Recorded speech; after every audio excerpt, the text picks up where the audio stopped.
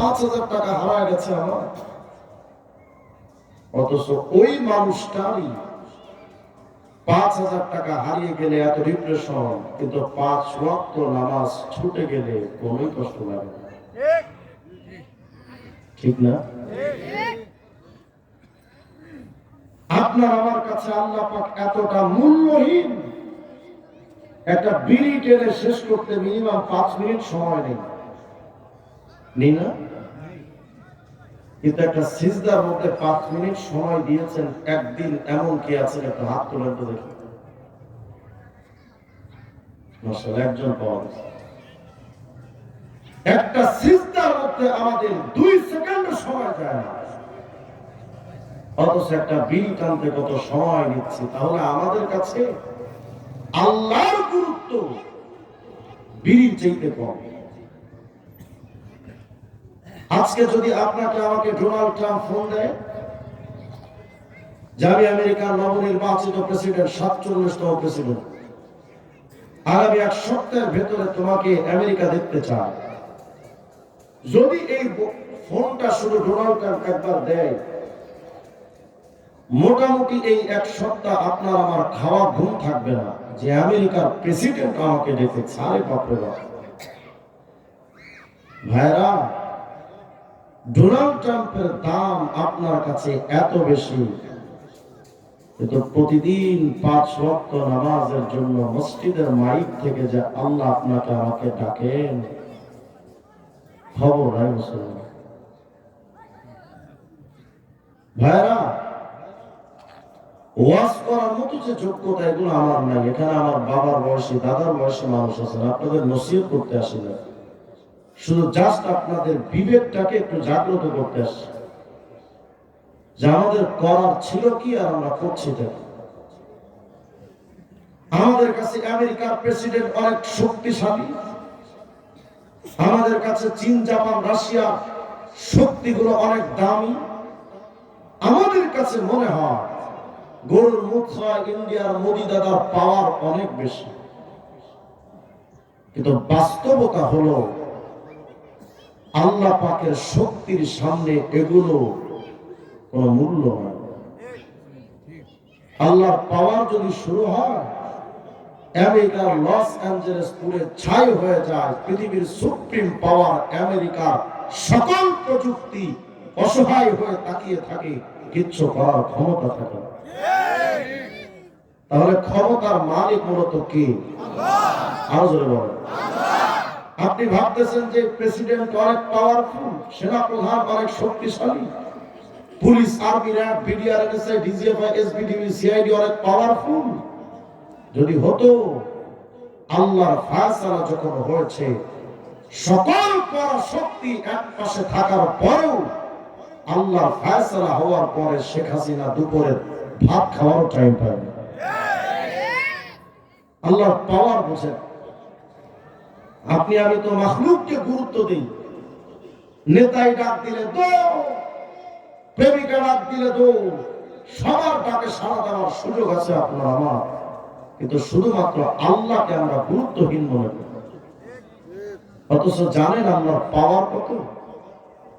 বিস্তারিত বলতে গেলে তো লং টাইমের দরকার। আল্লাহ পাকের ক্ষমতার কিছু নমুনা আপনাদের সামনে পেশ করি। এই যে বাংলাদেশে আমরা বাস করি, এই বাংলাদেশ মাত্র 56,000 বর্গ মাইলের বাংলাদেশ, অথচ বাংলাদেশটা কত বিশাল। এই বিরাট রাষ্ট্রটা পৃথিবীর মানচিত্রে যদি আপনি খুঁজতে চান, খুঁজে পাবেন না যে বাংলাদেশ কই। আমাদের কাছে বাংলাদেশ এত বড়, কিন্তু পৃথিবীর মানচিত্রের সামনে বাংলাদেশ একদম ক্ষুদ্র। তাহলে কল্পনা করেন তো পুরা পৃথিবীটা কত বড়। ভূমণ্ডলবিদরা লিখেছেন, দেখো বাংলাদেশ তো মাত্র 56,000 বর্গ মাইল, আর পুরা পৃথিবীটা অন্তত 20 কোটি 10 লক্ষ বর্গ মাইল। তো পৃথিবীটা কত বড়। আশ্চর্য হওয়ার কিছু নেই। আমাদের মাথার উপরে যে একটা ছোট্ট সূর্য থাকে, এই ছোট্ট সূর্যটা এত ছোট নয়, কত বড়? বিজ্ঞান বলে পুরা পৃথিবীর চাইতে ওই সূর্যটা আরো 13 লক্ষ গুণ বড়। রাস্তে বলে সুবহানাল্লাহ। কি ভাবতেছেন মোটামুটি দেওয়ানবাগি পীরের পেটের মতোই তো নাকি? আওয়াজ দিয়া বলেন আল্লাহু আকবার। পৃথিবীর চাইতে 13 লক্ষ গুণ বড় সূর্যটা যত বড়, মাথার উপরে আরেকটা তারকা আছে, বিগ বস এক তারকা। এই তারার নাম ইউআই স্কুটি। কত বড়? বলে পৃথিবীর চাইতে 13 লক্ষ গুণ বড় সূর্য, ওই সূর্যের চাইতে ওই তারকা আরো 500 কোটি গুণ বড়। বলেন তো তার মালিক কে? ডোনাল্ড ট্রাম্প, মোদি দাদা, আল্লাহ কাদের? মালিক কে? এই চাঁদ আর সূর্য এই যে বড় সৃষ্টি এমনটা নয়। সৌর বিজ্ঞানীরা লিখেছেন, দেখো এই চাঁদ সূর্য তারকারাজি যার পেটের মধ্যে বসবাস করে তার নাম গ্যালাক্সি, ছায়াপথ।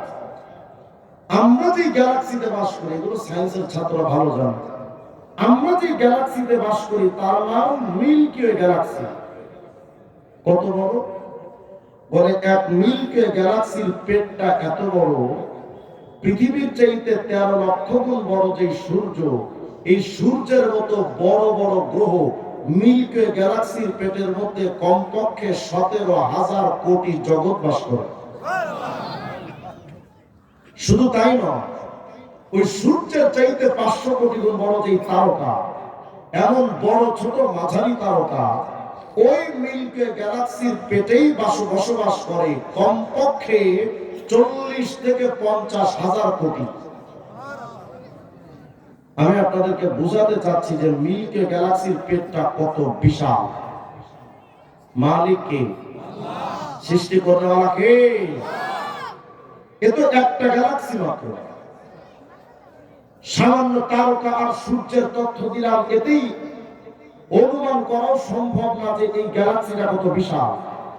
আরো বাকি যে সৃষ্টি আছে এগুলো তথ্য দিতে গেলে মাথা চুল পড়ে যাবে, এগুলো বাদ। শুধু এতটুকু কল্পনা করেন মিল্কি ওয়ে গ্যালাক্সি এত বিশাল। এ তো একটা গ্যালাক্সির নাম মিল্কি ওয়ে। এমন গ্যালাক্সি মহাগ্যালাক্সিতে একটা দুইটা নয়।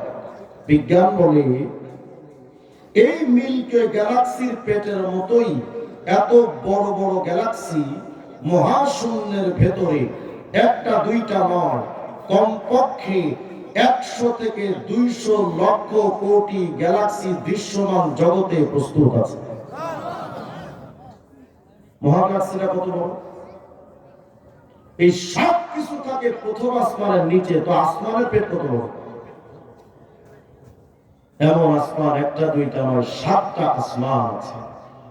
সবচেয়ে ছোট আসমান প্রথম আসমান যদি এত বিশাল হয়, তো সপ্তম আসমান বড় আসমানটা কত বড়?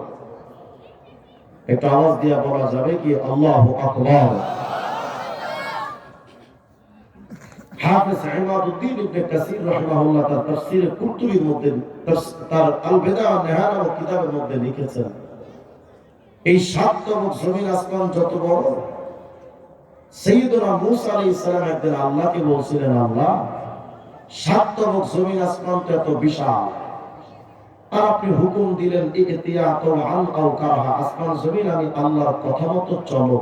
তো আল্লাহ আসমান জমিন তো আপনার কথা মতো চলছে, কিন্তু আমি মূসার একটা প্রশ্ন হলো, এই 7 তবক জমিন আসমান যদি আপনার কথা না শুনে আসায়া আপনার অবাধ্য হতো, ফাকাইফা সানিয়াম বিহিমা, আসমান জমিনের সাথে আপনার আচরণটা কি হতো, আপনি করতেনটা কি?